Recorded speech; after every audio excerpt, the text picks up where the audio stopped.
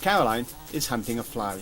She strides around the kitchen, a battered copy of the Radio Times rolled pugnaciously in one hand. It's a shock to see that the girl of my mind's eye is undoubtedly a woman of a certain age, slimmer and trimmer than some of her younger selves, but bearing the lines and hints of grey that tell the stories of 27 years' love and companionship. The fly avoids her with an infuriating, lazy effortlessness. It has been doing this for days. Swat, swat, swat. The Radio Times bangs down on the worktop, the table, the cooker. But death does not come to our kitchen today. The girl who won me with the line, "Can you do interesting things with the rest of your body, or is it just your mouth?" in reply to my impression of a baboon, curses, her huge blue eyes flashing as the fly apparently disapparates, leaving thin air. A psychic once told us we'd lived many lives together, at least 8 or 9 down the centuries. I wonder if the Egyptian Caroline walloped mosquitoes with papyrus, or the Dark Ages version clouted an ancestral blue bottle with a handy battle axe.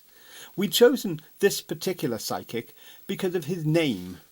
The others, in the embarrassingly empty Lion Hotel, were called Zelda the Mystical and Marcus Petrolengro. Ours was called Nigel.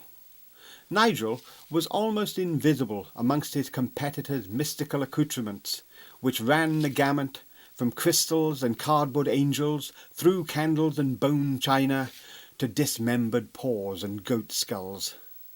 Nigel's grotto contained nothing except his cards, a cassette recorder, and a Ken Follett novel he was reading to while away the freezing winter's night.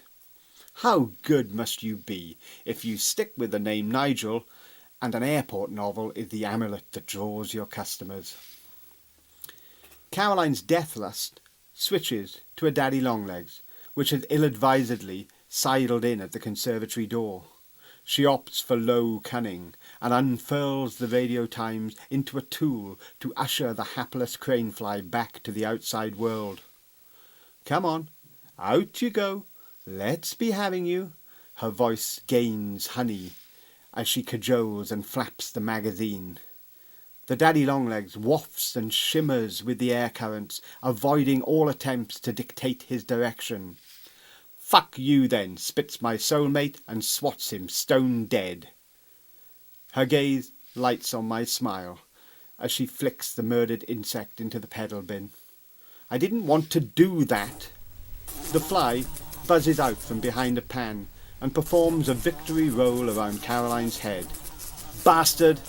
The Radio Times slashes the air but once again misses, leaving one fly to continue in this life, at least for the time being.